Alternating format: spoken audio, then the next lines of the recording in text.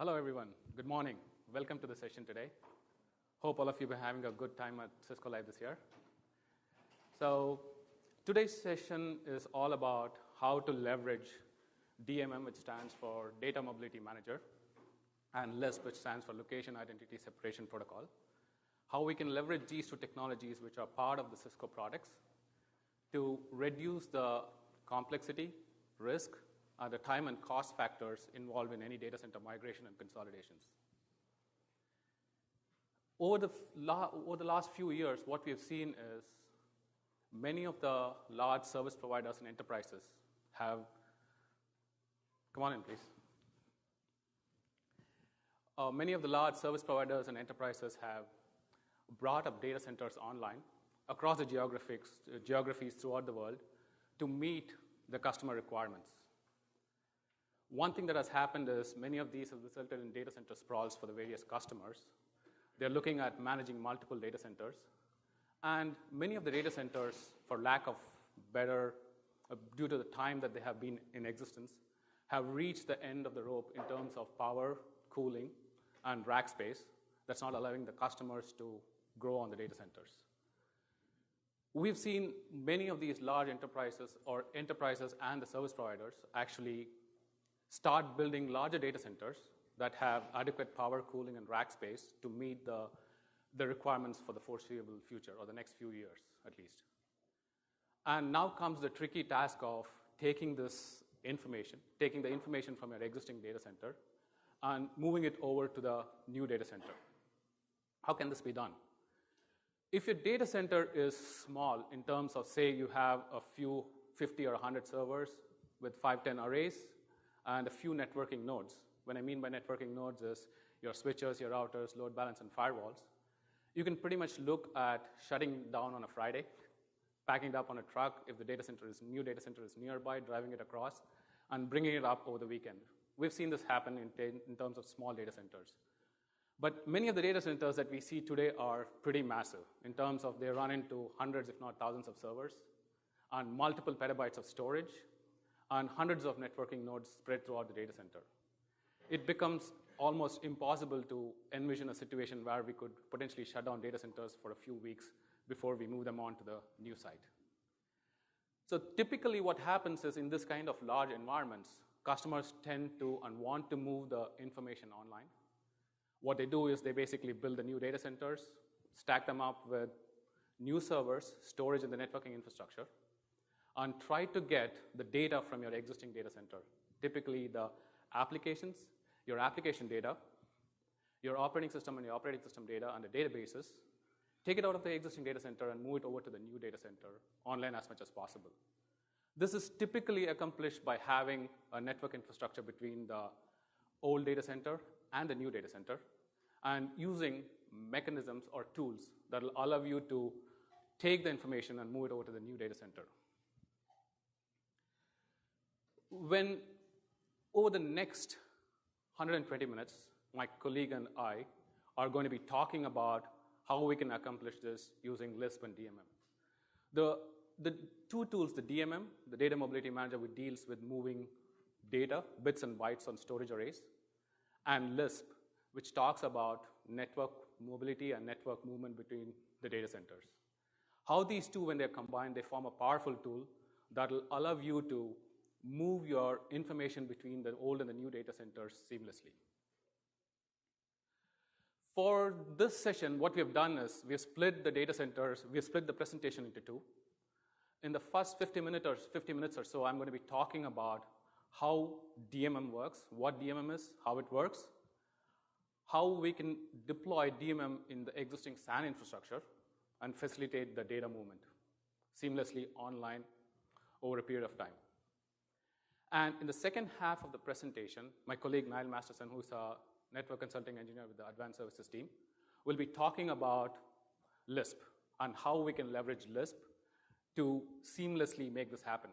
It's easy to say that I'm going to take the data from one data center and move it over to the new data center. When I do that, how am I going to leverage the application from the new data center while still having applications that are running in the old data center? If you look at normal data centers today, you have thousands of servers, hundreds and thousands of servers. Of course, it's not realistically possible to think that we would be able to take all the servers in a single shot, migrate them over, and cut them over to the new data center. So typically, when we see data center migrations, what we see is we see waves of migrations happening. We take bunches of servers at a time, move them over. So you're going to have a situation where you're going to have some servers in the new data centers and some in the old data center. We need the IP bridge to continue so that we can talk to them seamlessly over the period of the migration.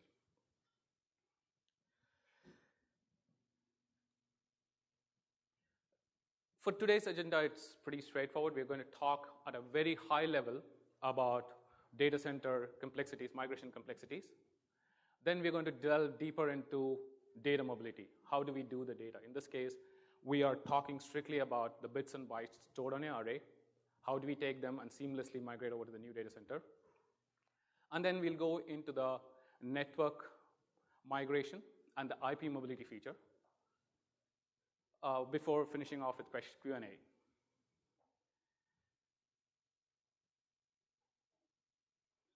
Now let's start looking at some of the data center challenges that we face typically. For this presentation, what I have done is I have divided them into two camps. One is going to be talking about the data. On the second piece, we're going to talk about the network. Let's look what some of them are. From a data perspective, when you look at any medium-sized to a large data center, what we see is time and time again, we've seen that the migration of data is pretty complex. The reason it's complex is because it is, one, it's voluminous. We have petabytes of storage that are stored by enterprises and service providers today.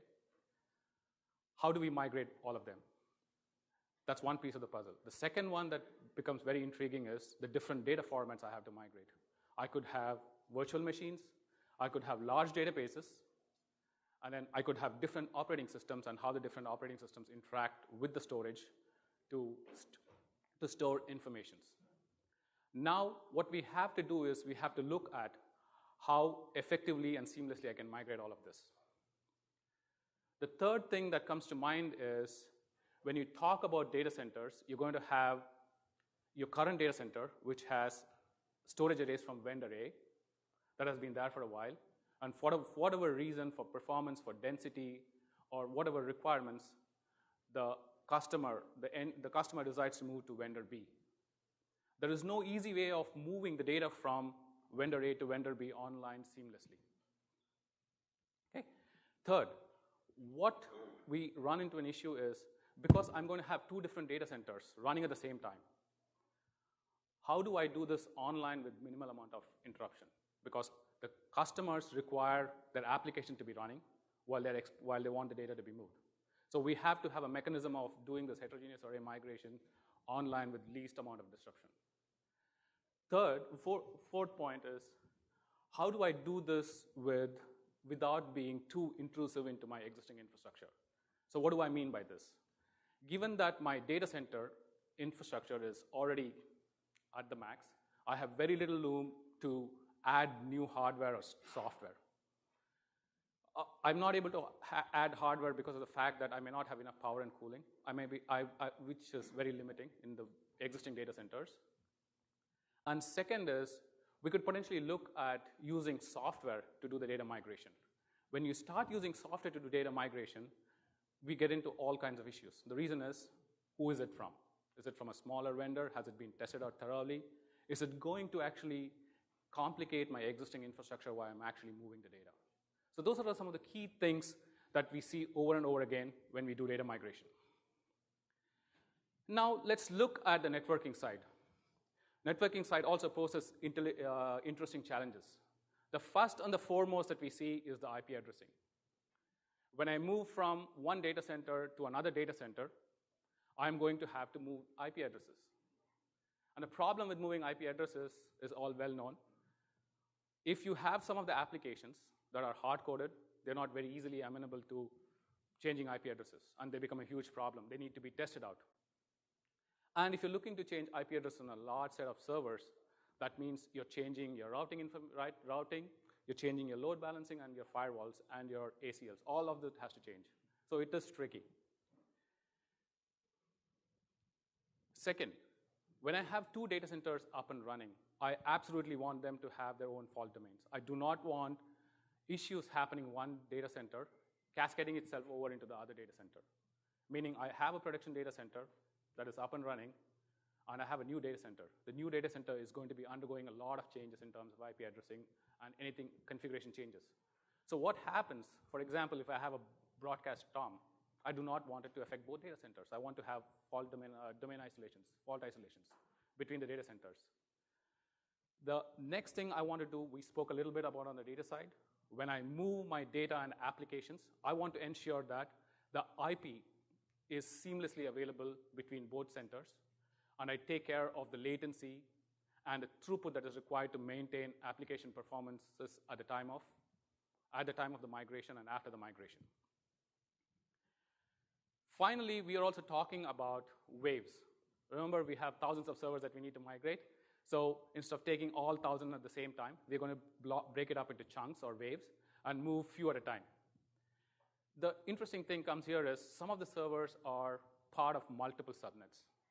When you look at migration, the smallest atomical unit of migration is going to be a subnet, typically.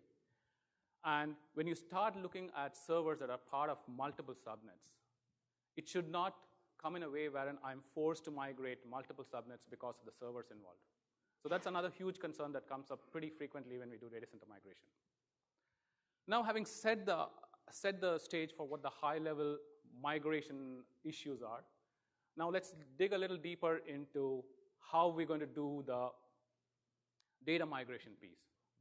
I am taking the bits and bytes that an application writes into my disk, take it from one data center and write to another data center. Now, let's define what data migration is. For the purpose of this session, the data migration is, I'm going to take data from my existing pool of storage and move it to the new pool of storage. The existing pool of storage is residing in the old data center, and the new pool is in the new data center.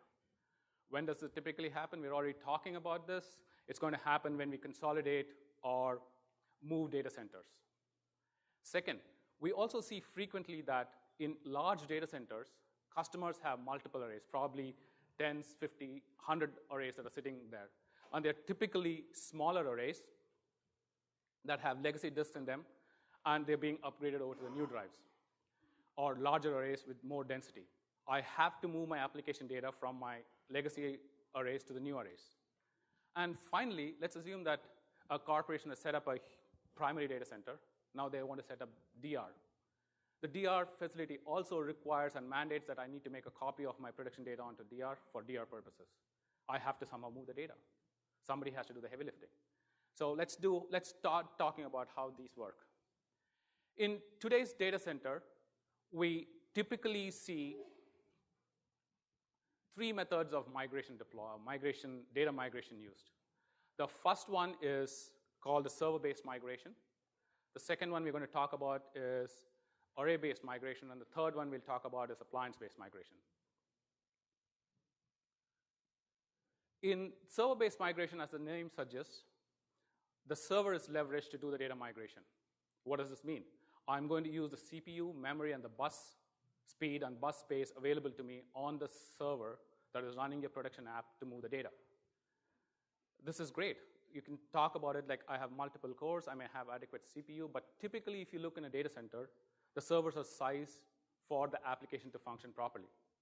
So in this case, what we're going to do is, if you start migrating data while your application is doing its job, you're going to run into CPU contention and memory contention and the bus contention. And that's a huge problem. Some of the typical applications that we see that is being used in terms of Unix systems, you'll see DD and CPIO. In the case of Windows, you could potentially look at Xcopy or Robocopy. Nice thing about server-based migration is the software is built in by the operating system, and it can be readily leveraged without performance consequences from a performance overhead perspective. Second, we could also have volume manager. Volume manager can be used to mirror the data. So you allow the new LUNs to be visible to the server, and then you mirror them using volume manager. Again, like what I already said, we are going to have issues with CPU contention, and many of these applications do not provide for cluster-based migration.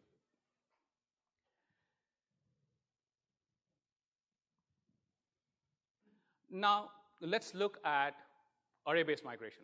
Array-based migration is another common way of doing migration. In this case, the array is going to be leveraged to do the data movement. It is completely transparent. You can do it online, and you do not have to add any software or hardware into the mix. The issues with array-based migration is it's completely array vendor family-based. For example, if you have EMC DMX and VMAX, you could potentially move to another DMX or a VMAX.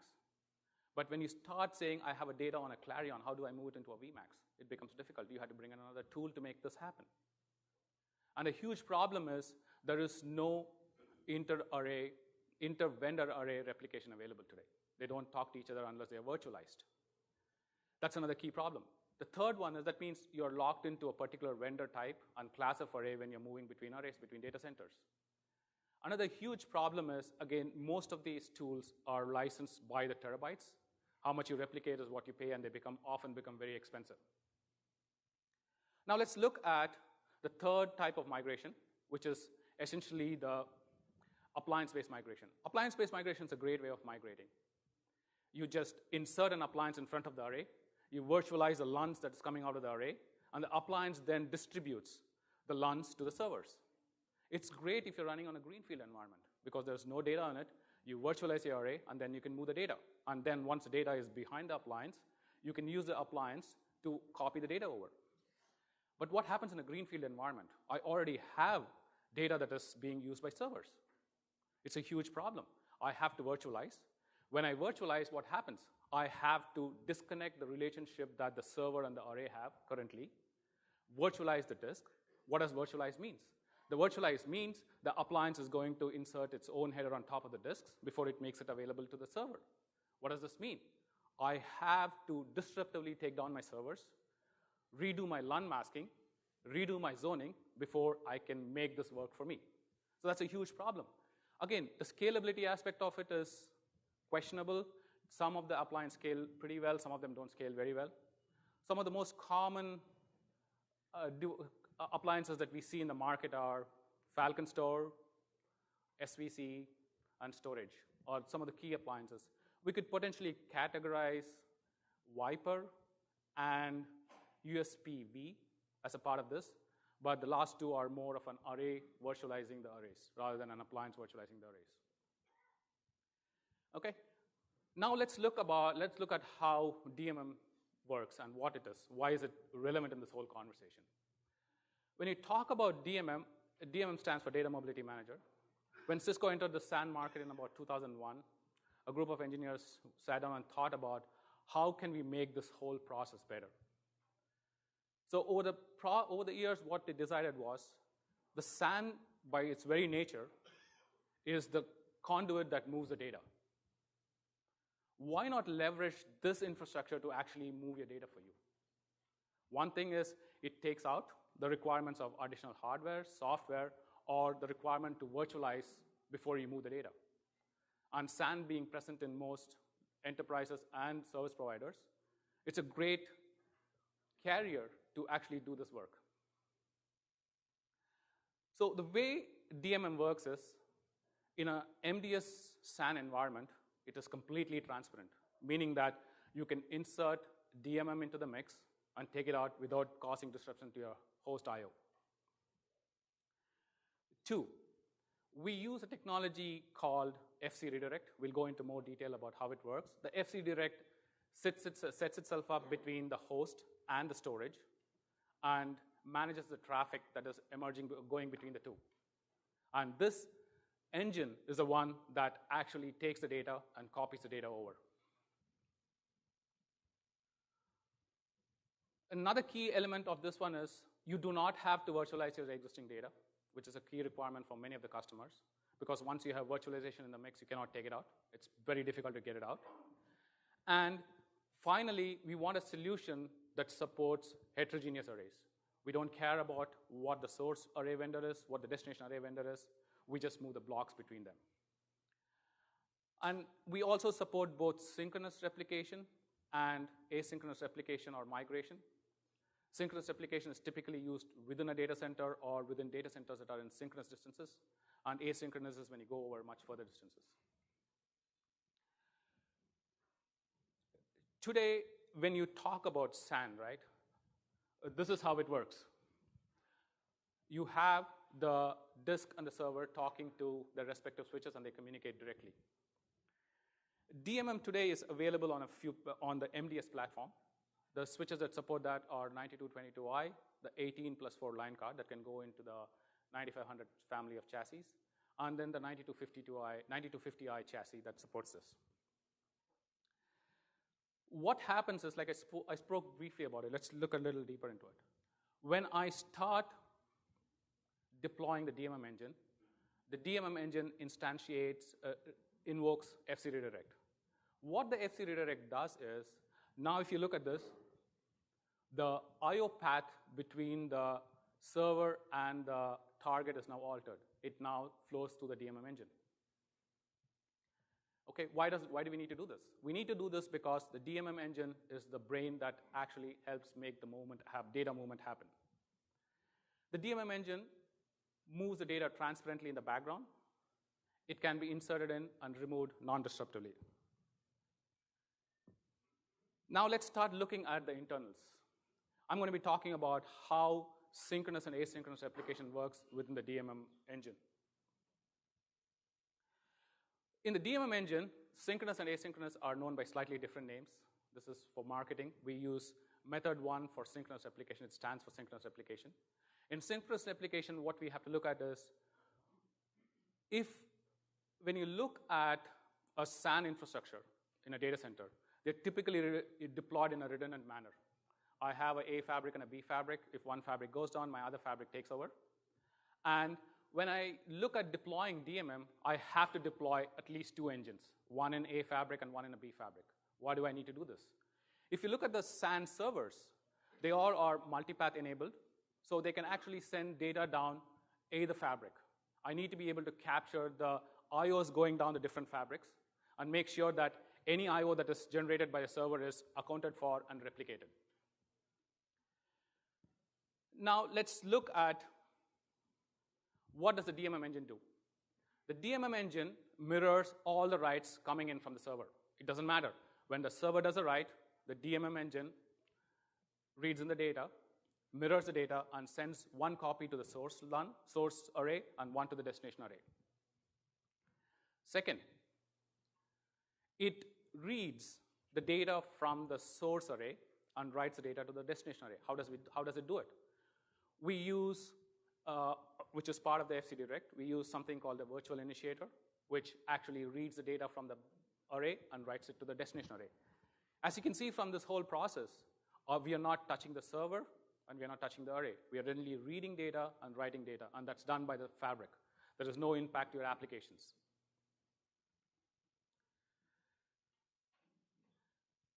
Finally, there is one requirement across the entire DMM process.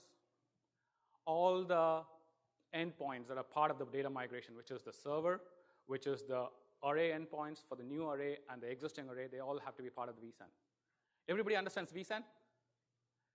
Okay, so the reason that this has to happen is today FC Direct works only within a vSAN. Okay, now let's look into what happens internally. I have a blue LUN, which is part of the DMM process, and I have an orange LUN that is the new LUN. When a DMM process is set up, what happens is it has to copy data from the blue to the orange LUN. Think of it as a simple for loop, which makes it simpler to understand. I have a region in my DMM engine that keeps track of what the region is. So it creates a map of all the regions on the source device that is being replicated. While the region is still there to be copied, the DMM engine reads the first block, writes it over to the destination. It continues this sequentially by reading and writing in the background, which has got nothing to do with the server. What happens is, over a period of time, it'll sequentially go through the blocks that it has to copy and then write them over to the destination. Now, this is great. We have not seen any writes come in from the server. That means we're assuming that no IOs happen, which is not realistic. In a live data center, you're going to have applications writing to the source LAN. How do we deal with it? Now, let's look at how we deal with server IOs. When a write comes to a migrated region, right, that has been moved from the source to the destination, it automatically mirrors the data to both destinations, the source and the destination. What happens when a write comes into the area, to a region that's being migrated? When a write comes into a region that's being migrated, the writes are temporarily queued. And once the migration is complete, the queued I/O is written to both destinations. This could potentially trigger an issue in many minds. The reason being, the amount of data that it moves with every single read is about 8 megabytes. Given that DMM engines in a synchronous data center or synchronous replication can do anywhere between 1.5 terabytes an hour to 3.8 terabytes an hour, this is minute, very small amount of data that's being managed or moved. Then any writes that come to a region that has not been migrated gets written just to the source. As the DMM process goes through the whole thing, it just copies over the data from the regions that has not been migrated. Finally, till you actually cut over the infrastructure, meaning you take away the source LAN and put in new destination LAN into the server, all reads are serviced by the source LAN because that's the only true source of data at any given point of time. Okay, now let's quickly look at asynchronous replication. The asynchronous replication is for distances over distances.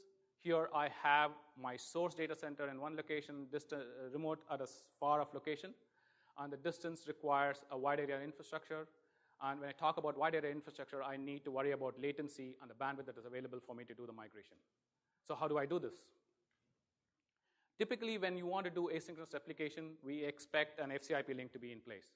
The FCIP link is what connects the two data centers together. It is essentially a virtualized ISL over an IP infrastructure. Another key differences, some of the key differences that are part of the DMM engine is this.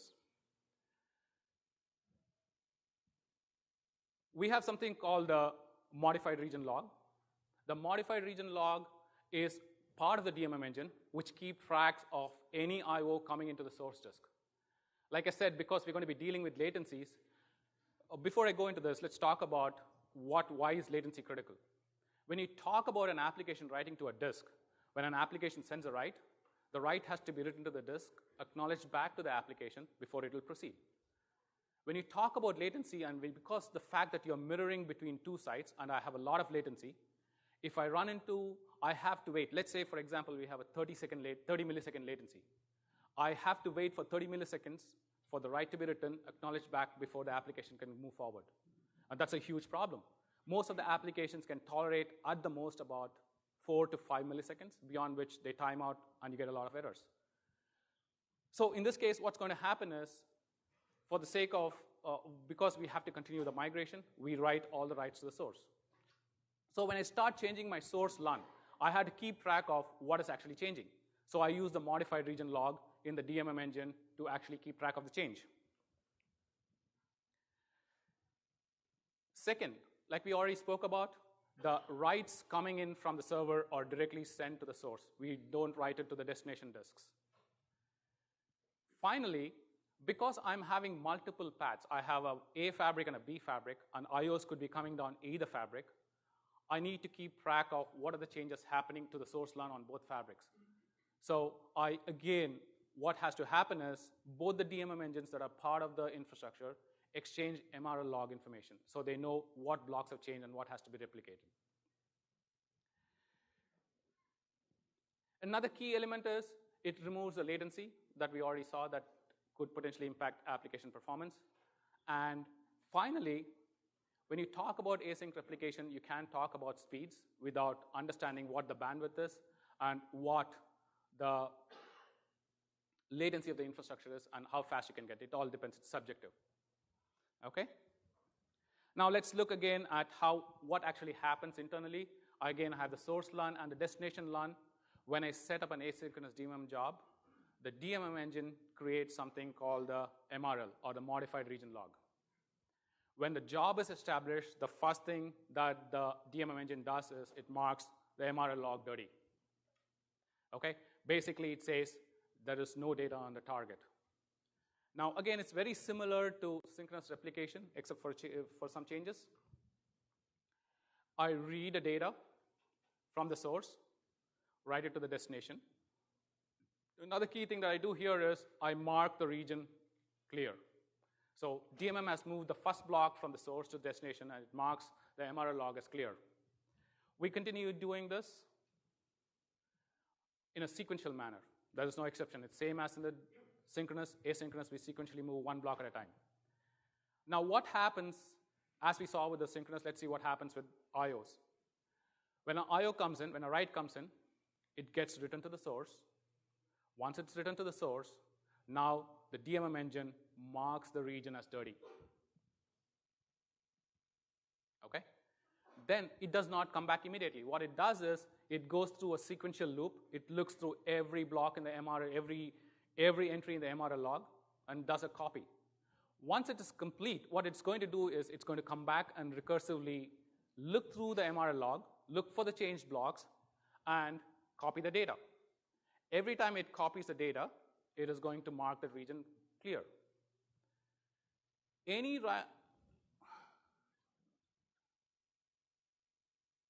So every time it's going to do multiple passes before it's done. One key difference between synchronous and asynchronous is in synchronous, when the DMM engine comes back and tells you that, hey, both source and the destination are in sync, they are in sync. You could, at any point of time, split them off, and you have identical copies. In the case of asynchronous replication, you have to do one final step. What you do here is you essentially say, go ahead and quiesce your application, so no more writes are coming into the source LUN.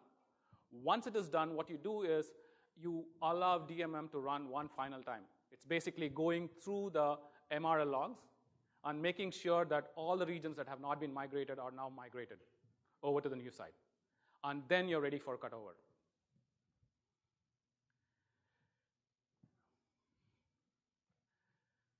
So far, we have seen how things work. I spoke briefly about what FC redirect was. FC redirect is the magic sauce that makes the whole thing tick. Now let's look at how FC redirect works.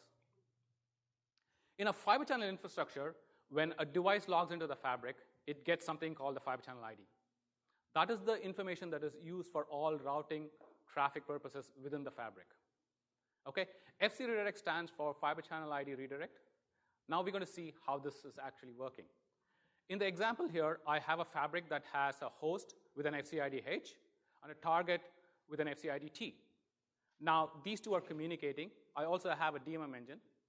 The communication between the host and the target are part of the DMM process. So now let's see how it works. The host decides to write some data.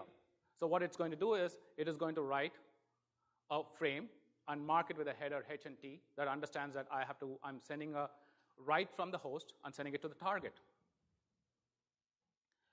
What happens is, in the target switch, because of the FC redirect, when FC redirect gets instantiated into a switch, this is what it does. It creates something called the virtual initiator and the virtual target. The virtual initiator represents the initiator within the DMM engine, and the virtual target represents a target within the DMM engine. What happens here is, because the FC redirect has been set in place, what we're going to do is, it is going to initiate a rewrite, a header rewrite. What it's going to do is, it's going to take this packet H to T and make it H to VT. Where is the VT? VT is on the DMM engine. So the target switch automatically knows, hey, I have to forward this to the DMM engine because it's part of the DMM job. Then it gets forwarded to the DMM engine. Once it's in the DMM engine, what does the DMM engine do? It reads the frame. It knows the virtual target. Because it's addressed to the virtual target is handled by something called the DPP on the DMM engine. The DPP stands for data path processor. The data path processor, what it does is, it inspects the data. It knows that it can inspect the packet, and it says, hey, it's a write coming in from the server. So any writes coming in from the server based on my logs, I know that I have to mirror it to both sides because the area has been migrated. So what does it do? It processes the data. it creates a duplicate copy of the data, and then it readdresses the data as virtual initiator to target. Once it knows once the header has been redone, what it does is it forwards the information back to the target switch. At this point, the target switch writes one more rewrite. It takes the VI to T, converts it back to H to T, and then sends it on towards the target. And it gets returned into the target. So in the first picture, when we saw how DMM engine alters the path of the I/O flowing between the host and the target, this is what happens internally. Okay? We do a complete rewrite of the header, and this allows us to direct all the traffic that's normally flowing directly through the DMM engine. And the DMM engine allows you to duplicate and copy the data. Okay? Similarly, let's look at what happens between the disk. It's essentially the disk is responding back to a read. It is identical. So we'll go through this quickly. So I have a host to target frame sent to the target switch. In the target switch, it gets replaced with a VI because I'm sending it towards the host.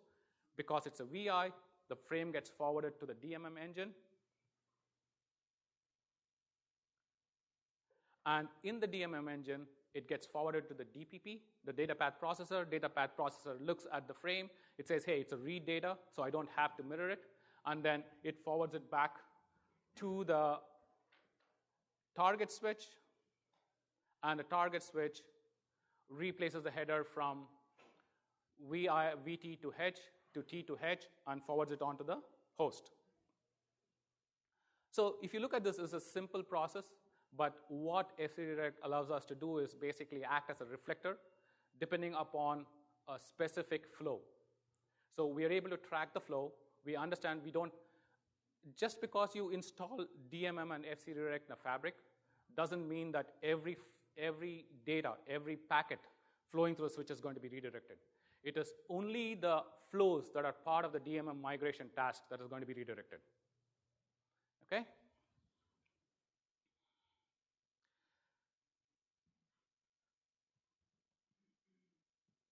Now, let's look at what are the different ways of doing migration.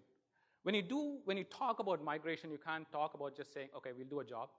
There are two classifications that work within DMM. The first one, and the most common one, is a server-based migration. So what is server-based migration? Server-based migration is a way that allows us to tell the infrastructure that I'm taking a group of servers, and only the LUNs belonging to that group of servers is being migrated over. This allows you gives you the granularity of moving few servers at a time, which is what we expect in a migration wave. Another key element that happens in this is we are going to be leveraging the identity of the server. So what do I mean by identity of a server? A server connects into the SAN infrastructure using HPAs. HPAs have something called PWWN, which is what is used to authorize LUN access. So what is happening in the background is the DMM process is going to take over the identity of the server. Why do we need to take over the identity of the server? That is how I'm going to be able to read from the source array and copy it over to the destination array. That's why it's completely transparent. One key aspect of the whole process is that I do not have to do any additional LUN zoning. Absolutely, you do not have to change anything with the server. The only thing that needs to happen is a little bit of LUN masking on the new storage array. You're going to mask the LUNs to which the existing LUNs are going to move to the storage PWWN. Again, the reason for this is because we are leveraging the server's identity, I need to be able to write to the destination LUNs. You do not have to do any zoning whatsoever while the migration is in flow. Another key element with all kinds of data migration is the fact that when we talk about initiator target pair. The initiator target pair represents the server HPA and the storage port. They have to be unique for a job, meaning that I cannot have the same initiator target pair across multiple jobs. Okay?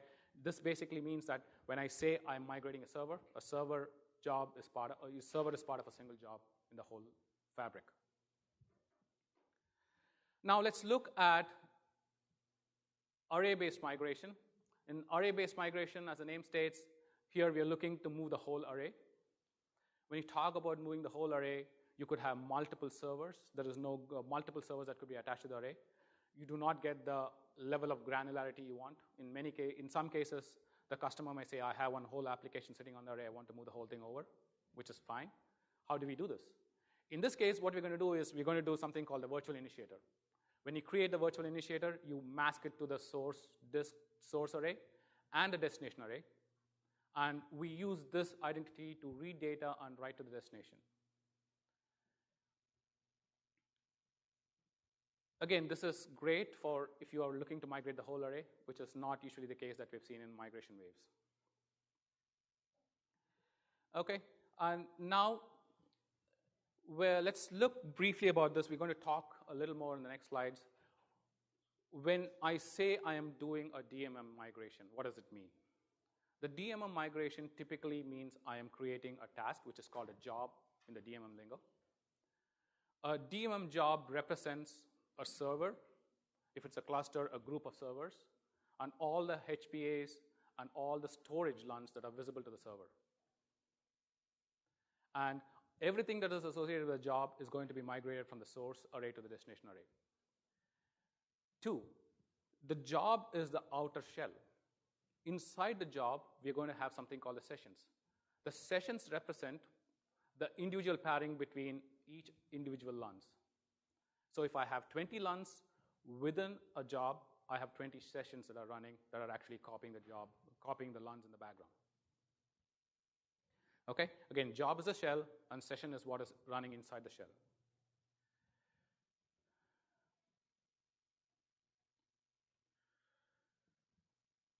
Now let's look at some of the migration tasks. If you look at a DMM migration, we can broadly split it up into 3 sections. One is the pre-migration tasks, one is the migration tasks, and one is the cutover tasks. What do I mean by pre-migration tasks? As a part of the pre-migration task, what do I need to do is I need to configure my DMM. I need to configure my migration tasks or jobs. I need to ensure that I mask my destination array LUNs to my server. And I probably need to create a grouping that allows me to identify what the server is, what the new storage is, and what the existing storage is. So I create enclosures that includes information about how I identify them within DCNM. When I talk about migration task, I've created a job. I need to run the job so that it allows me to transfer the data between the sites. Then I monitor it for completion. Be it synchronous or asynchronous. For synchronous, when it's done, it's done. Where asynchronous, I had to quiesce the application, and I have to run one last catch-up to make it work. Once it is done, I'm ready for cutover. Different operating systems have their own intricacies, so we have a guide that talks about how to cut over for the various operating systems. We have to follow through the procedures, which basically means I separate out I unbundle the source and the destination LUN. I then create the zones that is required to migrate. And after I'm done with the zones, I put the zones into the zone set and activate the zone set. And it also would involve some amount of scanning of the disks that have, because they are new drives on a new array, they have to be scanned in for them to be seen. These 2 phases in a data center migration are completely transparent. They require no outages. You can seamlessly insert this, make all this happen. When you're ready to cut over, you can take the scheduled outage and move over to the cutover phase. We already spoke about this. I have to separate out the source and the destination LUN, take away the old zones, create the new zones in the new data center. So I'm going to have a new server and a new target. I pair them up together, activate the zone, and the LUNs are visible to the server. In fact, this allows you to actually move your operating system LUN while it's live. Okay, now let's talk briefly about deployment scenarios. We're going to talk about 2 deployment scenarios. The first one is what happens in an MDS SAN and what happens in a non-MDS SAN. In an MDS SAN, you again have an A and a B fabric. So because IOs are coming down both fabrics, I'll need 2 engines. So I deploy 2 DMM engines. Once I deploy 2 DMM engines, DMM is inserted non-disruptively when I create a DMM job. So when I create a DMM job, fcdirect gets instantiated. Once fcdirect gets instantiated, the I/O gets diverted, as shown by the yellow arrows here.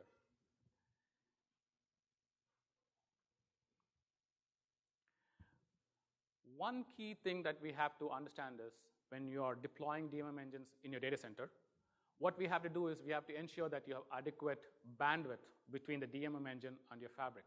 Why do you need this? If you look at the diagram, the flow is now going through the DMM engine. You do not want the ISLs, though the DMM engine is a hardware, it's mirroring at line rate. You want to ensure that the flow into the DMM engine is not crippled by lack of adequate bandwidth to the DMM engine. So want to ensure that you have enough bandwidth. And as you can see, the second yellow arrow, the one that's going between the source and the destination disks, it happens transparently. The DMM engine leverages the identity of the server and copies the data over. And finally, what happens is, say, for example, in a typical DMM environment, say you run out of capacity from a DMM engine perspectively. You can transparently add more DMM engines online, which will allow you to do more migrations at the same time. Okay? In a typical DMM engine can do about 16 migration jobs. That means 16 servers can be migrated at the same time. And each of these 16 servers can independently migrate 255 LUNs.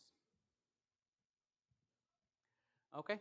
Now let's look at what happens in a non-MDS SAN.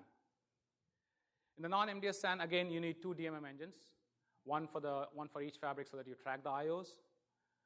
One thing that happens in this is my existing and the new storage, ports that are part of the migration. Say, for example, you have a port that has 128 ports. If only 2 ports are part of the migration, I just need to move those 2 ports from your existing non-MDS switch into the MDS environment. The reason we need to do this is we want to ensure that the DMM engine can guarantee that the data that's being written is written to the devices, and fcdirect can work its magic to duplicate and mirror the data as it goes through the DMM engine. So in this case, what we're going to do is we have disconnected the ports that are part of the migration and move them over to the DMM engine. Then now from here going forward, it's similar. It doesn't matter whether it's an MDS fabric or a non-MDS fabric. One key thing that we have to do is the DMM engine has to be in interop mode, so that it'll allow it to talk the third-party switches mode. At this point, we can move data as we would normally on a DMM fabric, on an MDS fabric, using DMM. Another key element is, again, for this, you can add engines as required. The more engines you do, the more I/O you can perform. So far we have spoken about what are the different options, how we move this. Some of the key elements that we have done, some changes have been updated to the asynchronous replication. In terms of asynchronous replication, what we have seen from customers is the ability to withstand WAN outages. So what DMM engine does is when you do an asynchronous replication, it has a capability of tracking the IOs coming into the system once the WAN outages happen. And once the WAN comes back in, you can resume from where it stopped. We've also had customers request for this feature wherein they said, hey, what happens if I want to take a snapshot of my data? For asynchronous replication, you can actually take a snapshot of your copy. You can pause the replication and take a snapshot, test your data, and resume from where it stopped. So these are some of the new features that have made this more compelling to use in today's data center, and they're extremely flexible. Sure.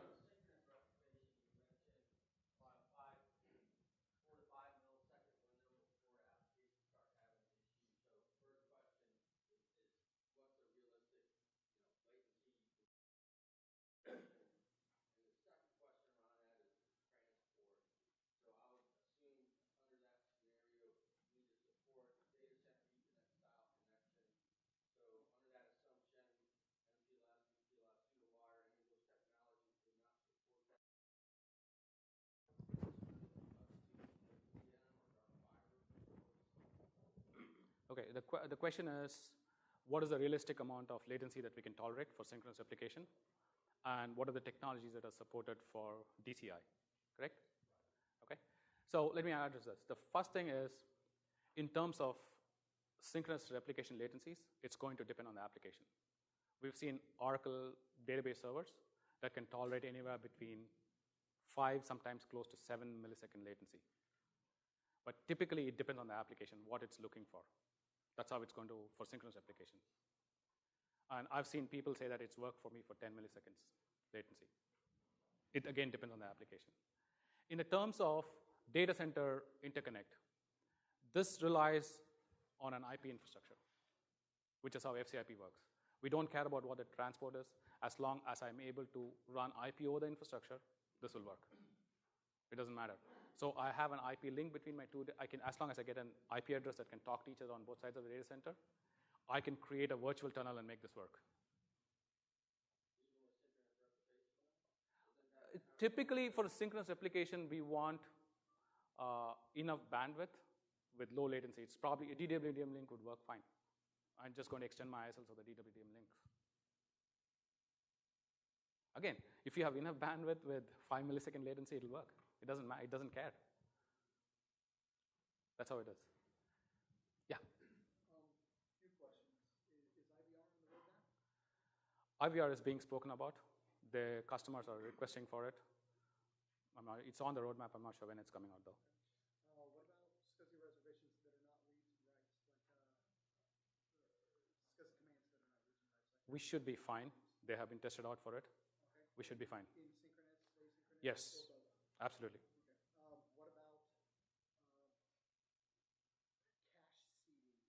array, right? Especially in synchronous mode where you're looking to limit your transition time from old infrastructure to new infrastructure.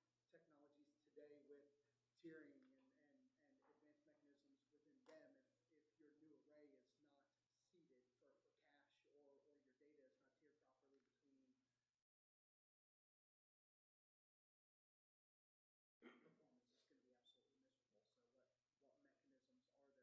So what mechanisms are there to ensure prior to a cutover that reads are performed from the new infrastructure? Because as the data flow diagrams lay out, reads are always only performed from the source. That's correct.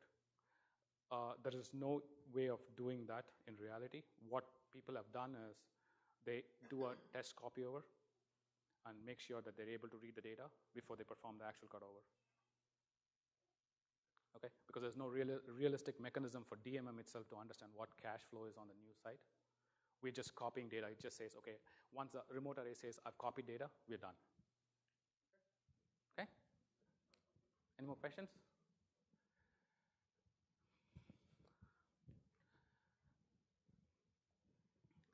So we saw at a high level how DMM can actually be leveraged. All of the migration that we spoke about is online. It can be done transparently, and the only time you need to take a scheduled outage is during the cutover, which should be very short. Here are some of the links. We have links that talk about how to configure it, how to troubleshoot it, and we also have an interoperability matrix that talks about what are all the arrays that have been tested in our labs. If you have an array that is not part of the matrix, please feel to send an email out to Cisco, and they will make sure that they will test it and validate it and put it on the matrix. We also have a DMM guide that talks about what is in store, how the cutover procedures for the various operating systems. Now that we have the data from my old data center to the new data center, now I need my IP access to make sure it works. I would now like to invite my colleague Niall Masterson to take over and talk about Lisp and how it works. Can you all hear me okay? Coming through on the mic? Okay. So, yeah, as Venkat went through, now we can see how DMM can be used to get our data ready on the new data center for our servers and applications. So now let's complete the picture and have a look from a network point of view.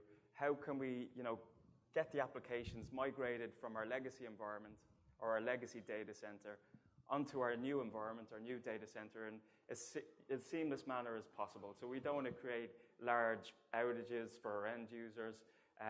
So ideally, we want to avoid a kind of a big bang approach where we're migrating entire subnets at a time with those servers. So the ideal solution would be to be able to migrate in much smaller waves, so maybe a few servers at a time, or maybe even a single server at a time. And as Venkat already mentioned as well, it's really critical that we're able to use the same IP numbering on the destination data center, our new data center, that we were already using on the legacy side. Not only are you going to have the headache of access list changes, firewall changes, routing changes, DNS changes, and trying to coordinate all that together. But the main thing is really that a lot of times, and we've seen both internally in Cisco IT and with our customers, that a lot of times the application is hard-coded with the IP address. So really changing the IP address isn't really feasible, especially for large data center migrations.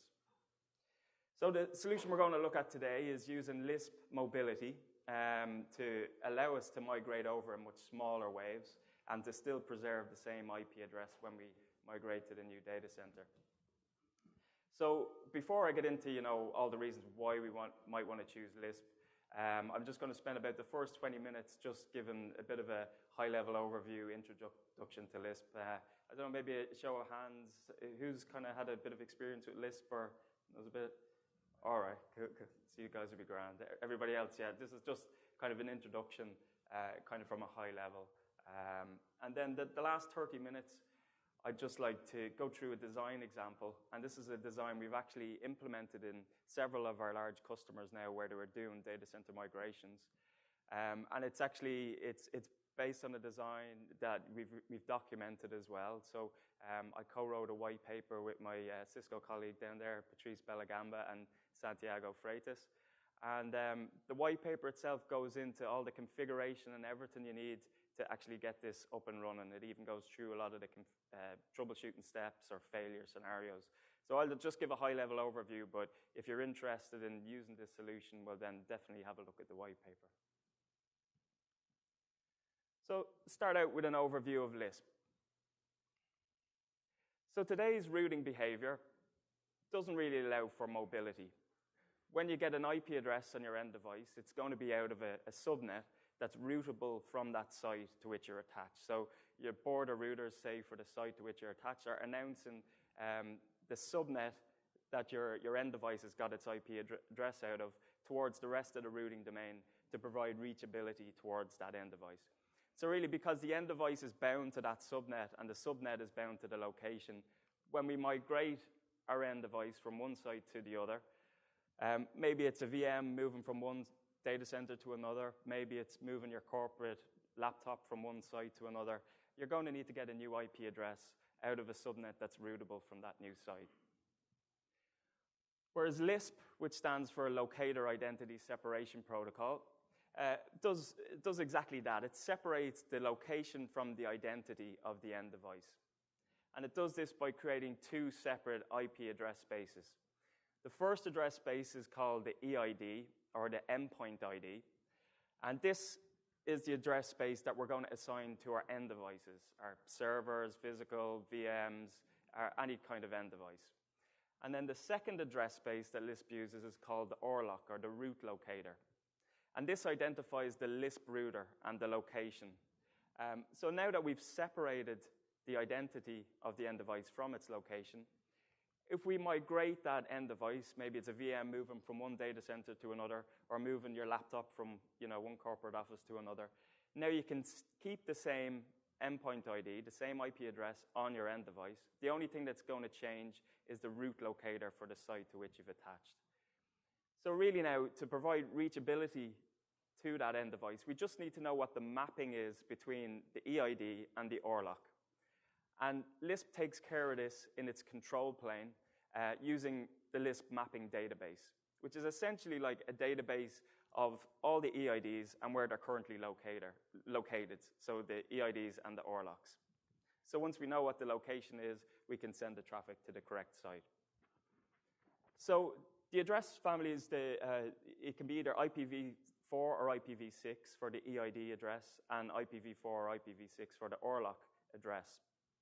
Or it can be a mixture of the two, or the same, or both at the same time. So Lisp has both a data plane and a control plane element. So from a data plane perspective, you can think of Lisp, it's an IP and IP encapsulation. So we're taking our packet from our EID, Lisp encapsulating it, and then transporting it to the other side. So the outer IP header, when we Lisp encapsulate the traffic, has the source ORLOC, the Lisp router that's encapsulating the traffic as the source, and the destination site, Lisp router, as a destination in that outer header. So we're effectively tunneling the traffic between our EID address space across that transport network. So we are tunneling the traffic, but Lisp, they're stateless tunnels, so we don't need to maintain keep alives or state between our Lisp routers around the site. It's completely stateless. The Lisp control plane takes care of what outer IP header we need to be using as the destination address. So it is an IP and IP encapsulation, so it is an overlay technology. But unlike a lot of other overlay technologies, Lisp has its own built-in control plane. So you can think of Lisp's control plane as kind of like having its own routing protocol.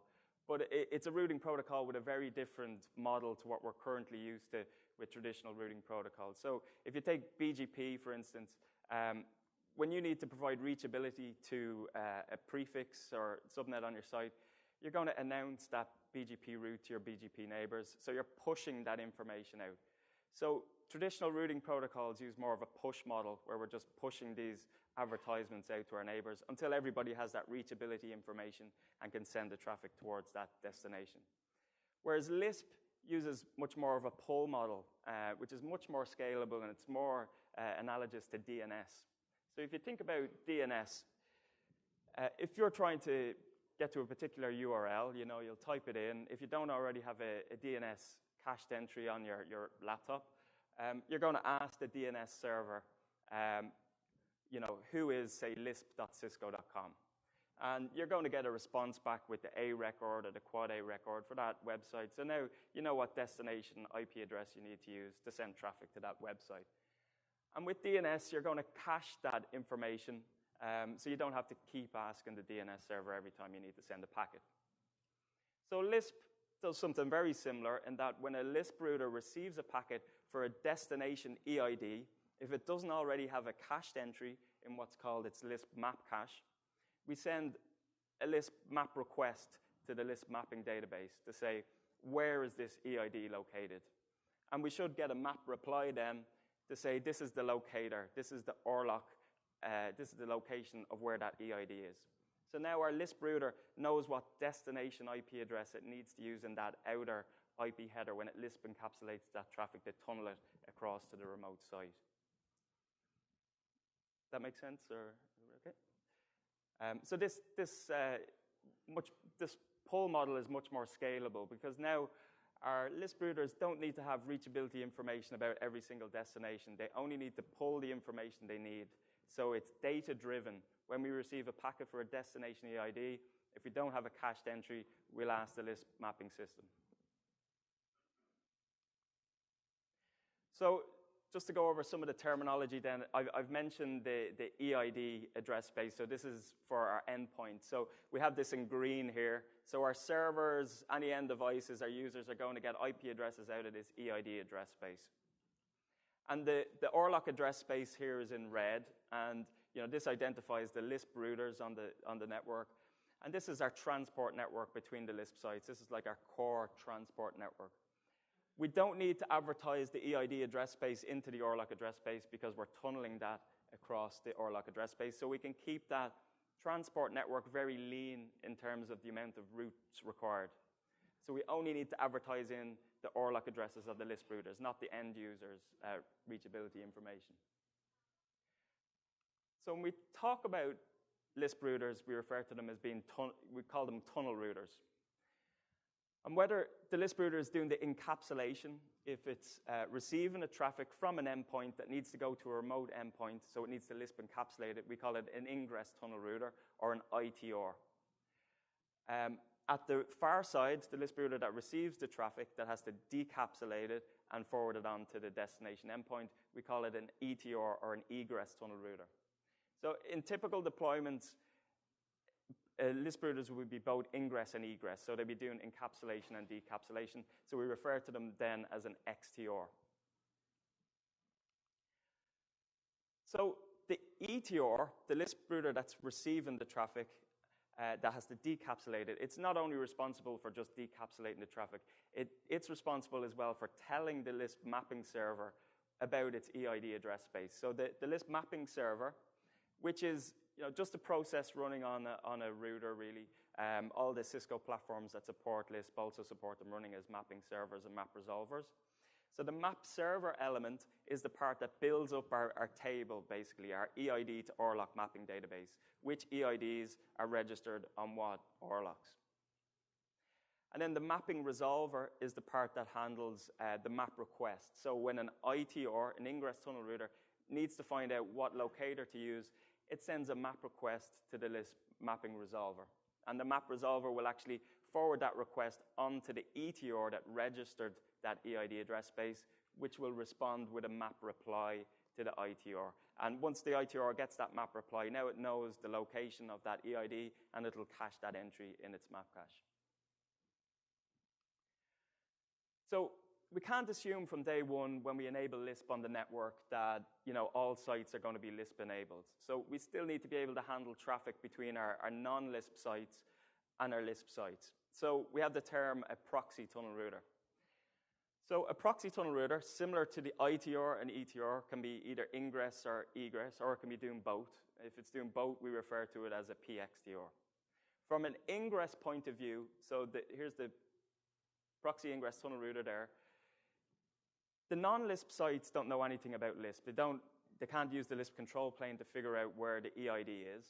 So this is where we're actually going to announce to the non-Lisp sites aggregates of our EID address space. So we're just going to announce it into whatever routing protocol we're using on our non-Lisp sites to basically attract the traffic towards that proxy ingress tunnel router. So we're going to try and aggregate our routes there. And then when the proxy ingress tunnel router receives that traffic, then it can use the Lisp control plane to figure out where the EID is and can forward it to the correct data center or the correct site. Similarly, the proxy tunnel router can be egress as well, so we can use it as a single point back out of the Lisp network. But technically, we can route back native IP. So we can run Lisp and native IP routing side by side. So if our Lisp router has a route towards the destination site, it can forward that back native IP as well. We don't have to use a proxy egress tunnel router. But it can be useful because you could be using IPv6 for your ORLOC address space, and then your non-Lisp sites are IPv4, and your EID address space are IPv4. So obviously, we need to tunnel that traffic back across the IP6 network to get back to the egress tunnel router, which can decapsulate it and forward it on as a normal IPv4 packet. Any questions on the terminology or okay so far? This is just really for your reference. I'm not going to go through it. It's not a deep dive session, but I just want to show what a Lisp encapsulated data plane packet looks like. So we have our inner IP header with the source and destination of our endpoints. And the Lisp ITR that does the encapsulation is going to add this outer IP header, which has its own address as the source and the destination ETR as the destination. Lisp uses UDP for transport. So for data plane packets, it uses UDP port 4341. And then we have the Lisp header itself. So I'm not going to go through all the fields, but I just want to show that there's one field there called the instance ID, or the IID. And this allows us to do virtualization with Lisp. So we can do multi-VRF with Lisp over a single shared network without doing MPLS, multi-protocol, BGP, and all that. And it's very easy to configure as well. So I'll show that on the next slide. But that essentially is a 24-bit field in the Lisp header.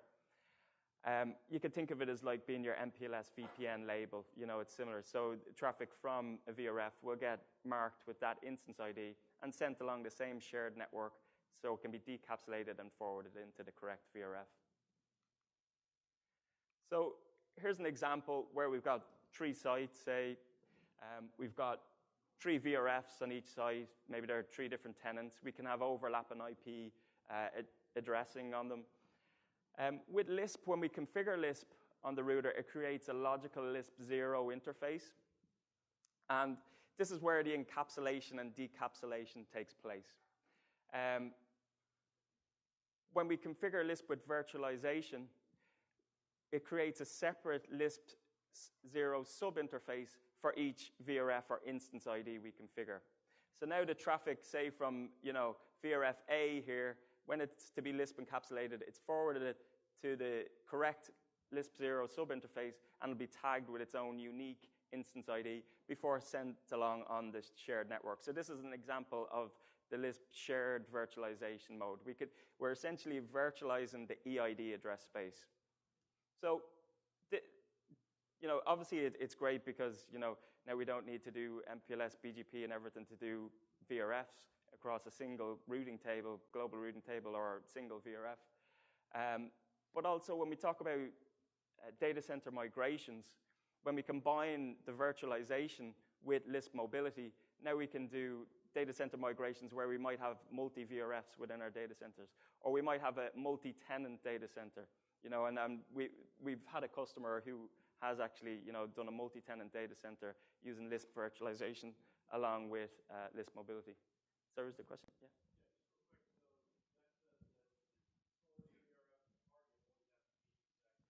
No, the VRF doesn't really need to be the same, just the instance ID. So we just need to map the correct VRF into a unique instance ID. Then at the far end, at the far end, we just need to map that our instance ID into the correct VRF at the other side. So we don't need to use the same VRF name or anything on either side. Yeah, it's really the instance ID that binds it.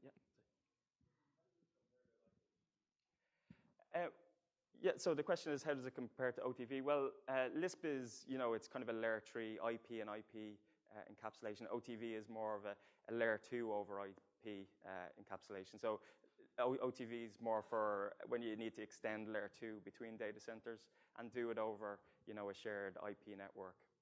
Whereas with Lisp, this is layer 3. So we're encapsulating an IP packet rather than an Ethernet frame in there. So yeah, I'll talk actually a little bit about OTV later as well. Does that answer your question, or is it? Yeah, good. No.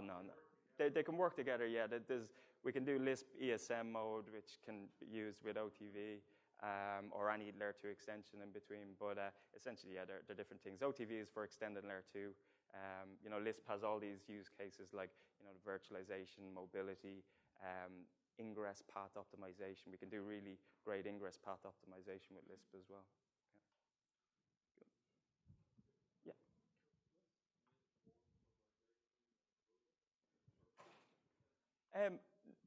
No, well, this is one particular use case. So the question was, is Lisp more for migration rather than just moving between data centers? Yeah, no, we can use it for both. So we could use Lisp for just moving workloads between data centers using mobility.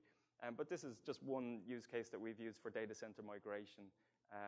But yeah, you can use the mobility for workload, for disaster recovery. There's a lot of different use cases for it.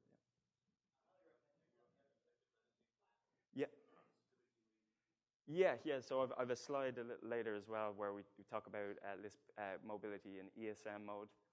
Which is typically used for an active-active data center setup. And you're using Lisp then to give us that path optimization to wherever, ingress path optimization to wherever the VM is moved.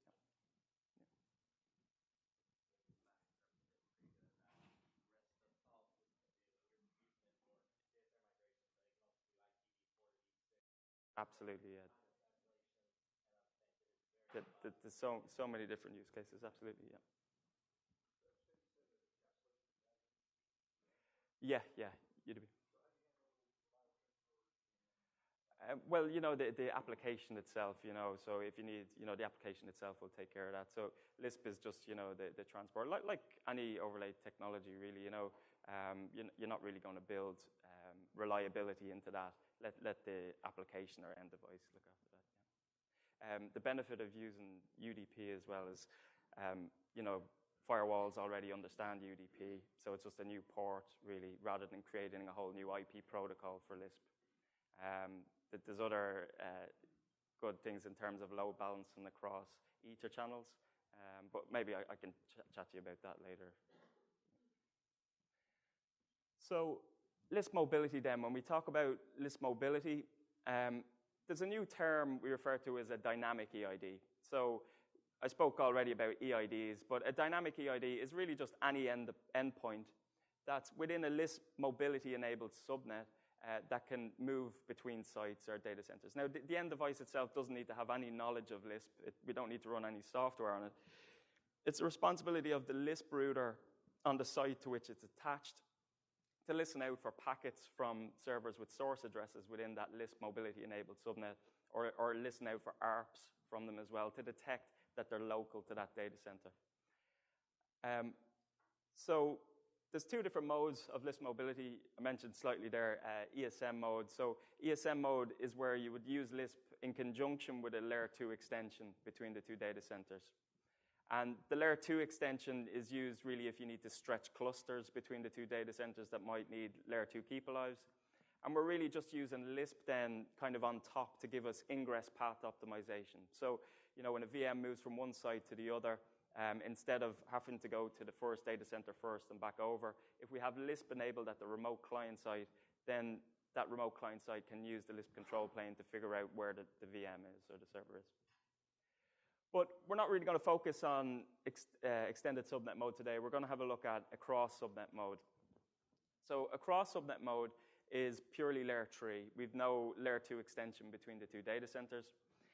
Now, any traffic that needs to go, say, between two servers that might be in the same subnet, but they're separated in different data centers, and there's no layer 2 in between, the Lisp router itself will proxy ARP for the servers not local to their site to effectively attract that traffic towards them so they can Lisp encapsulate it and forward it back.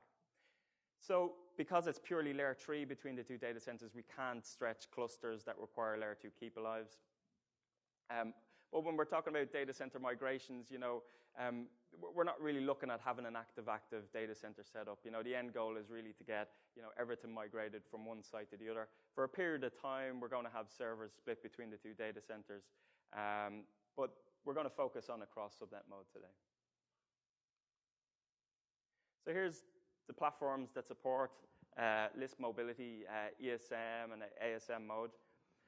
So you can see it supported everything from the ASR 1K to the Nexus 7K, but also supported on the CSR 1KV. So technically, you don't need to go out and buy, you know, new hardware to get Lisp up and running in your data center. If you're already using a hypervisor platform, you could use the CSR 1KV just running as a VM and enable Lisp mobility on it.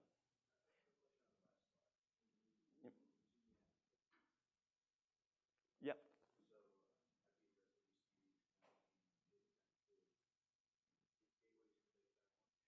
No.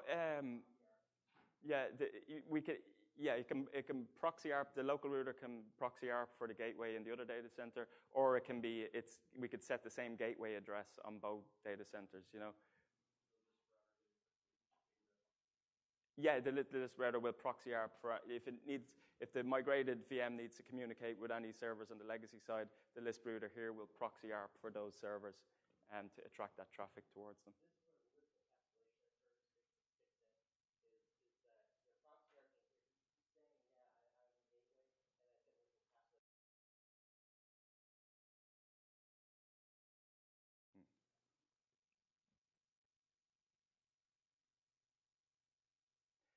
So just at the bottom here, there's a link if you're interested. It has much more information on all the platforms and, you know, hardware that support Lisp and the software versions and licensing, etc.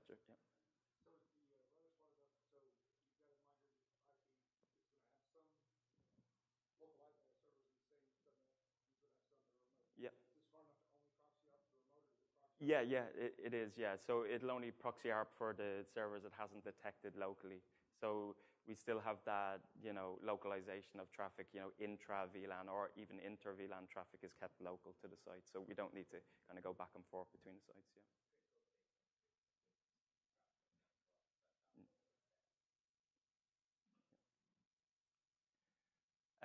So back to data center migration. So why use Lisp then for data center migration?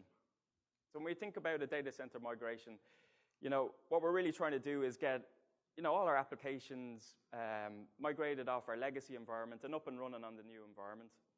The quicker we can get that done, the quicker we can, eliminate all the costs involved with maintaining the legacy environment. It could be power cooling, could be rack rental, could be an entire data center you're trying to get rid of. So really, the quicker we can get the migration done, the more it's going to save us cost. But we don't just want a solution that's going to reduce cost.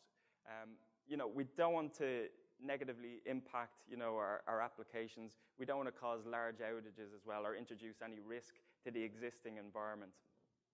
So, obviously, if there's business-critical applications running on your legacy data center, you don't want any solution you put in to, maybe extend the fault domains between the two data centers and negatively impact those applications, which could cause a loss of revenue, I guess, or a loss of confidence from your users, end users, or customers.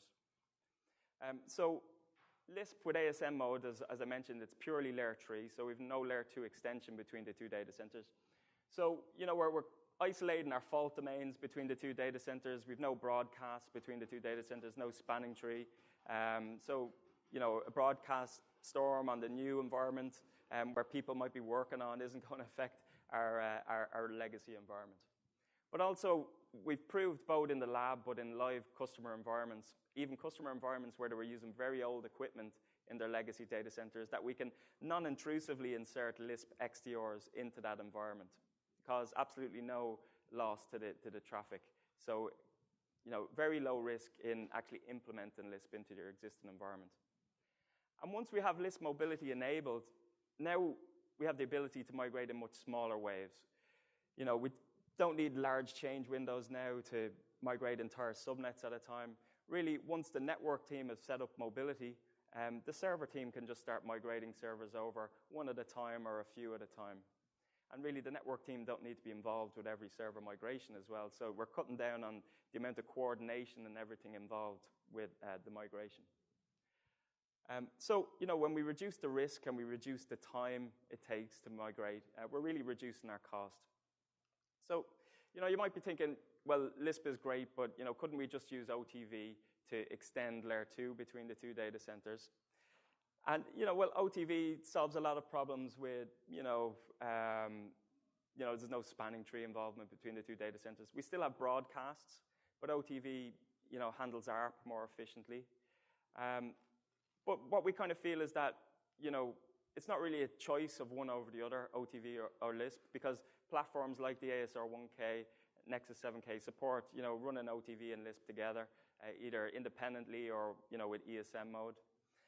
So what we kind of say is that, use Lisp where you can and use OTV where you have to. So if you do need to extend layer 2, if you do need to extend a cluster that requires layer 2 keep alives, well, then use OTV. If you don't have that requirement, then use Lisp, because it gives you that pure layer 3 isolation between the two data centers. With OTV, with OTV, we can do very granular load balancing as well, much more granular than, say, OTV. I'll explain a little more on the design side. And we can get ingress path optimization to a server that's migrated as well.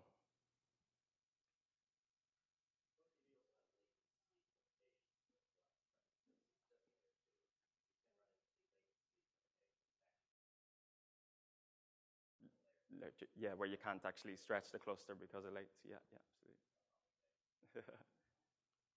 So now I'm going to go through the design example. So this is based on the white paper. I'll give a link to the white paper at the end of the presentation, and it's in the PDF as well. So please, if you're interested, definitely have a look at that white paper. I won't really spend time on the configuration today. So here we have two data centers, right? So on the left, we have our legacy environment, our legacy data center, and on the right, we have our destination data center here. So the topologies I've used doesn't really matter. I've just used a 3-tier topology here and, a spine leaf here, but actually the topology doesn't really matter. At the top, we have a remote client that's trying to access, applications that are running on the servers that are currently located in our legacy data center. So all our servers are currently here, and we want to get them over here, basically. On the legacy data center, on the source data center, we'll assume that the aggregation switches are the default gateways for the servers. We can be running any spanning tree mode here, VPC, fabric path, doesn't really matter. And then we're going to be announcing the server subnet towards the WAN. So, it's just normal IP routing to attract the traffic towards that data center from the servers that are there. So here's our traffic path from day one. Remote client trying to access a server, still in the legacy data center. So we can non-intrusively insert a pair of Lisp routers into the legacy environment. So we use the ASR 1Ks for some of the implementations we did, but technically you could use one of the other platforms that support mobility. And really all we need to do is to bring up a .1Q trunk between the Lisp routers and the aggregation switches. So these are routed .1Q subinterfaces on the ASR. So we've no spanning tree here. They're layer 3 subinterfaces. And all we need to do is extend the server VLANs that we want to migrate up to that .1Q trunk. On the Lisp routers then themselves, the XDRs, we're going to enable Lisp mobility for all those server VLANs on the subinterface. So essentially, once the Lisp routers detect the servers, receive a packet or an ARP from them, our servers become our EIDs or our dynamic EIDs as far as the Lisp routers are concerned. In the source data center, we're also going to use those Lisp routers as proxy tunnel routers, PXDRs. I'll make a bit more sense later on when I go through the traffic flow example, but we wanted a way for non-Lisp sites to keep the traffic symmetrical if we have any stateful devices in our legacy data center. So really, we're not making any routing changes to the existing environment. We haven't run any routing protocol here. We can even disable spanning tree on those interfaces on the trunk because they're layer 3 on the ASR side or the Lisp router side. So the aggregation switches are still the default gateways for our servers. We've made absolutely no change. We will run HSRP between the two Lisp routers on each of the server subnets. So this example, we have two Lisp routers for redundancy. Technically, we could just use a single one, but obviously you want your solution to be redundant if one of your links goes down between the two data centers. So we've used a pair, and we run HSRP for each Lisp-enabled subnet, and that's really just to determine which one is going to be actively detecting which dynamic EIDs or servers are local to the site. It'll also be the active one for egress traffic then for that particular VLAN. On the destination data center, again, a pair of Lisp routers. I've shown them here connected into the spine, but it could be into a border leaf or whatever. We just need to trunk those VLANs then again. Actually, we can use brand new VLANs on the new data center because we're going to be separated at layer 3. So the VLAN numbering is only locally significant. So we can start fresh with a brand new VLAN numbering scheme in our destination data center. And then we just need to have IP connectivity between the Lisp routers and the two data centers. So we can use routed interfaces here. This could be over dark fiber, DWDM, could be Metro Ethernet, it could be even an MPLS layer 3 VPN. We just need to have IP connectivity between our Lisp routers so they can reach each other's ORLOC address. So in the destination data center as well, our Lisp routers are going to be XDRs, but they're also going to be our mapping server map resolvers. So we need to have a mapping server map resolver to build up the EID to ORLOC mapping database. But technically, we could have placed this at the source data center. I think probably having it at the destination data center probably makes more sense if you're trying to migrate multiple sites at the same time, having your mapping servers in that central location. So here's our traffic flow after we've implemented the Lisp. Absolutely no change. Still following that IP route into the source data center and back out. So our Lisp routers that we've put in place, they're not the default gateways for the servers. Although we're running HSRP on them, we're not going to use the same HSRP group number that might already be in use. We're not even going to use the same HSRP virtual IP. It's really just to determine which one is active and standby. So completely non-intrusive.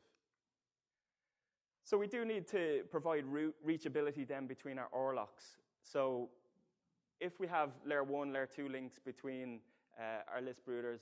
We could run our own IGP there, OSPF, whatever. And all we need to announce into that routing domain is the ORLOC addresses, those 4 addresses in red. So we don't need to advertise the endpoint subnets into that ORLOC address space. You know, if it's a layer 3 VPN, then whatever routing protocol you're using with the service provider, you just need to announce those ORLOC addresses in. So we can do egress load balancing between the 2 data centers based on HSRP per subnet. And we can do ingress load balancing using Lisp's priority and weight values. So Lisp has a great ability to do ingress load balancing in that the ETR, the site that's receiving the traffic, basically tells the ITR with its map reply what priority and weight it should use when sending traffic to the route locators for the site. So in our case, you know, where we've got 2 XTRs, basically if we set the priority the same for both of them, we can load balance using the weight value. So we can set it any proportion we want, 50-50, 60-40, and the ITR then will do that, you know, flow-based load balancing. If we set the priority lower for one of them, then that would be preferred. So lower priority preferred. If we set the priority the same, then we can use the weight to load balance. So in our source data center, as I mentioned, our Lisp routers, we don't want to make them the default gateways, so we don't want to interrupt traffic. So they're really dependent on listening out for ARPs from the servers to build up knowledge of which servers are local to the site, or which dynamic EIDs are local to the site. So when a server ARPs, whichever Lisp router is HSRP active will process that and build up its local Lisp database, which is basically just a list of the EIDs that it's detected and what interface it's detected them on. It'll then send a Lisp map notify message, which is a multicast message, back on the VLAN which the server was detected on. And then the standby Lisp router will update its local Lisp database as well.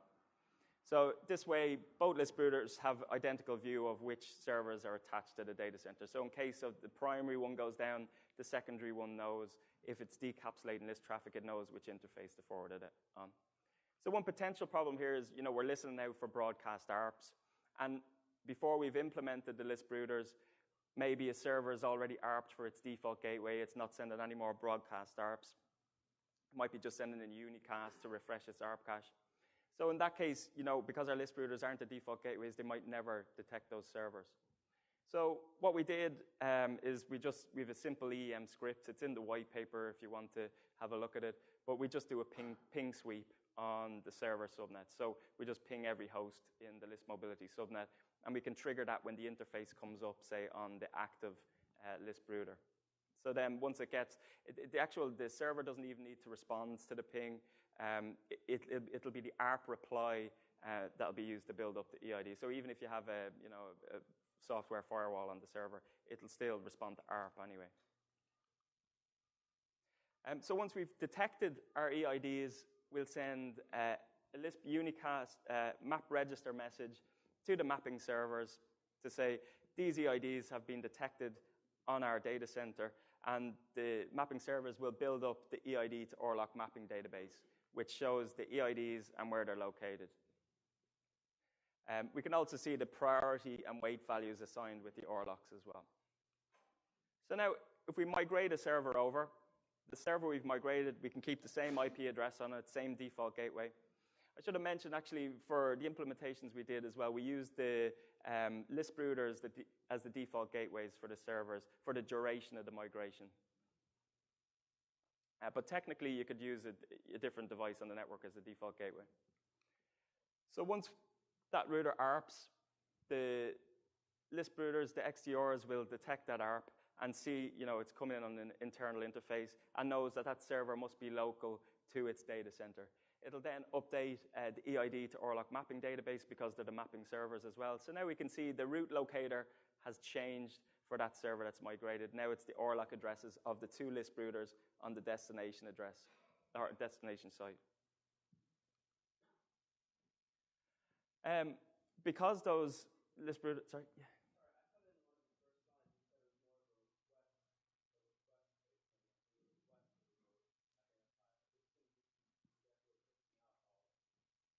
Oh, yeah, yeah. So, well, the initial, the registering with the mapping server is a push, yeah. It's when we need to send traffic, it's a pull. So when you have an EID prefix configured on your ETR, it'll register that with the mapping server. So that part is a push. So all the info gets pushed to the mapping server, yeah.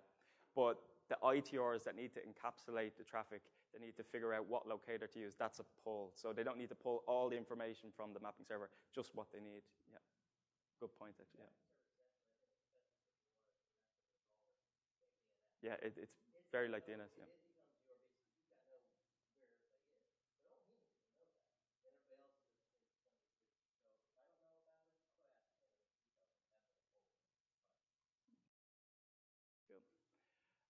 So now our traffic flow. So, sorry, I've skipped ahead a little bit. After the map notify message, then the mapping servers will notify the original site to say that server or VM that was located in your data center is now moved. So remove it from your local list database.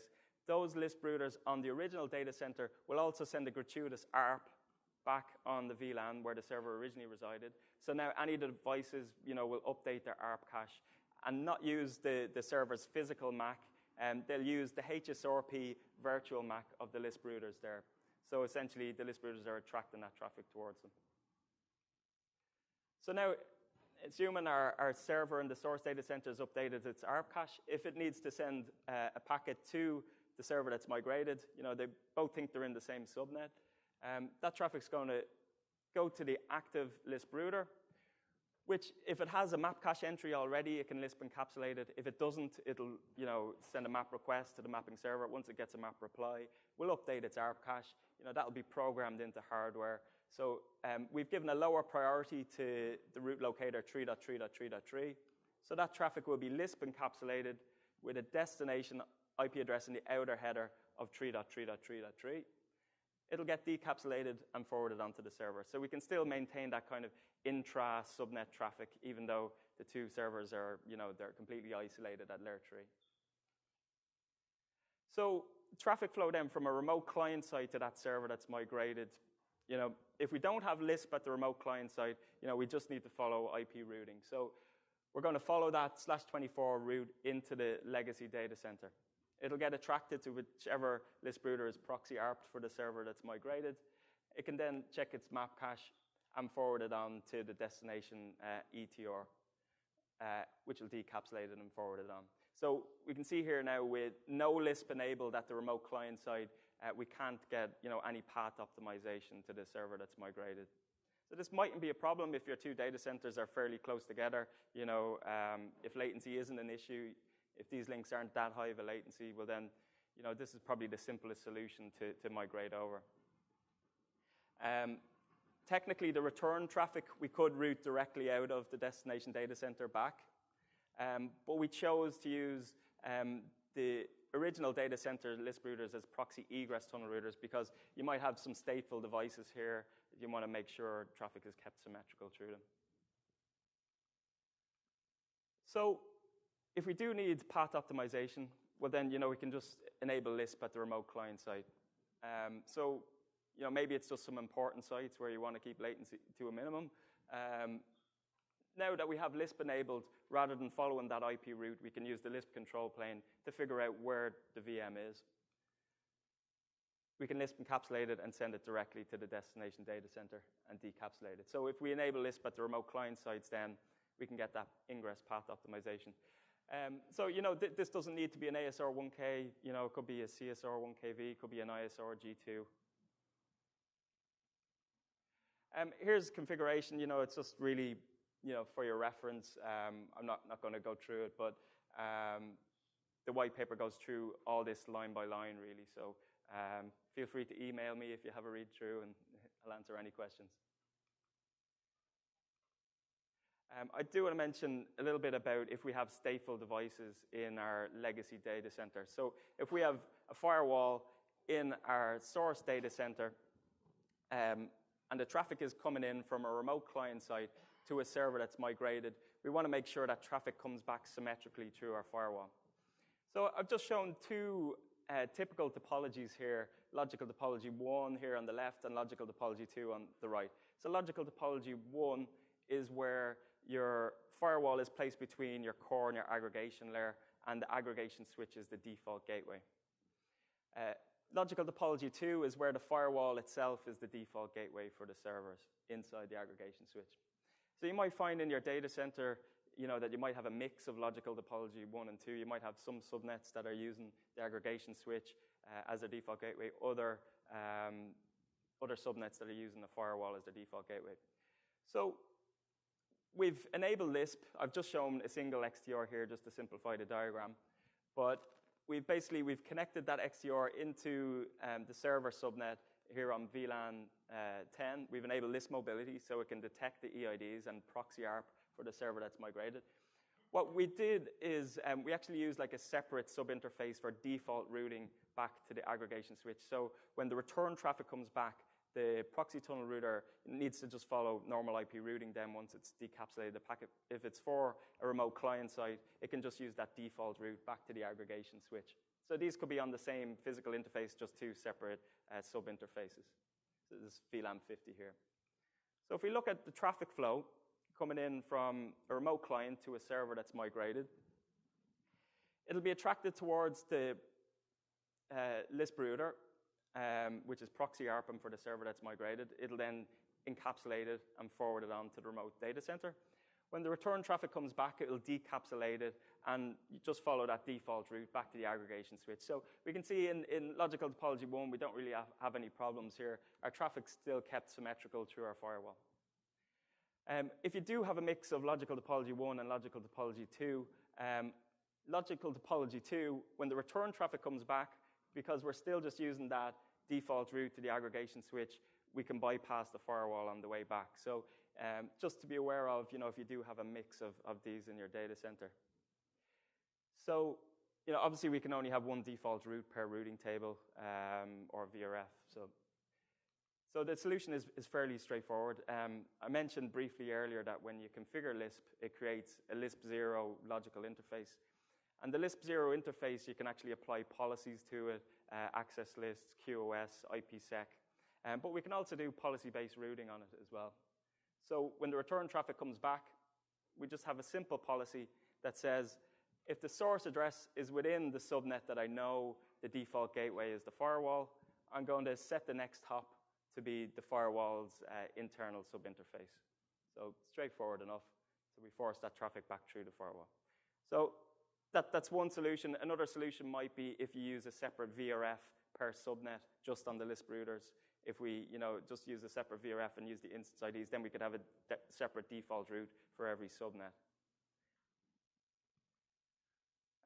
So I mentioned already multi-tenancy with instance ID. We can get that virtualization. So we can support a multi-tenant data center migration with Lisp mobility and virtualization enabled. So tenants can have overlap in VLAN numbering. We can just use a single shared network between those sites. We don't need to run MPLS, multi-protocol, BGP. And we've done this for one of our customers that was migrating about 30 tenants from one data center to another. And we could just do it with, just 4 ASR1Ks. That's just an example of the configuration. Just showing it is straightforward. You basically just map the VRF into an instance ID. So it's pretty similar to the normal Lisp configuration. Just the only difference is applying the VRF to the instance ID. So that's explained in the paper as well. So there's the link to the white paper. So you should have it in your PDF anyway. But if you are interested in looking through all the configuration in detail, it's a very detailed document. It's about 80 pages long and goes through, kind of step by step of how to get this up and running non-intrusively into your environment to enable you to do a migration using Lisp mobility.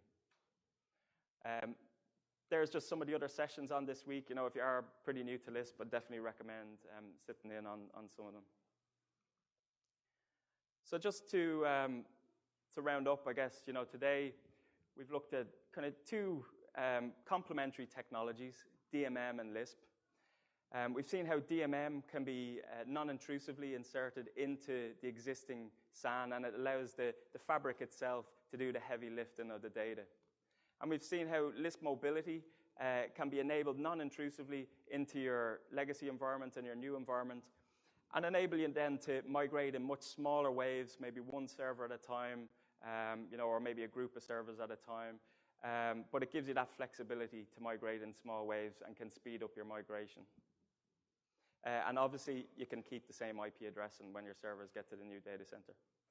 So, although both of these technologies, they're standalone solutions in themselves, but we really think when used together, they really give the complete data center migration solution, reducing the complexity, reducing the risk, reducing the time it takes to migrate, and reducing the overall cost.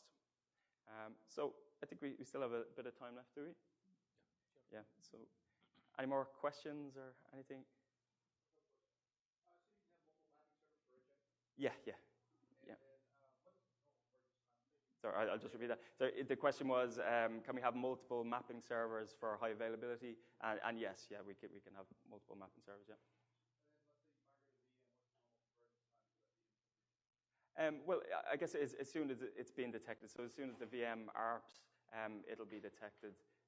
So, we're talking about ASM mode. We're talking more about a cold migration rather than a vMotion between the two data centers. So, when it boots up, once it ARPs, it'll be detected. So, it just depends, I guess, on how long it takes to boot up an ARP. Sure.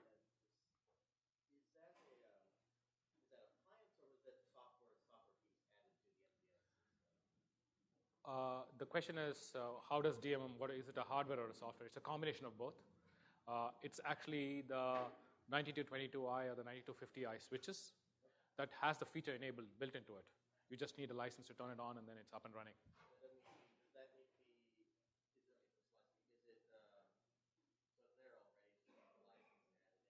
Absolutely. So the only thing that you need to make DMM work is to just add the license, create the configs, and then you're off and running. Any more questions? Okay, thanks everybody for coming so early this morning. Much appreciated. Hope you enjoyed it. Thanks everyone.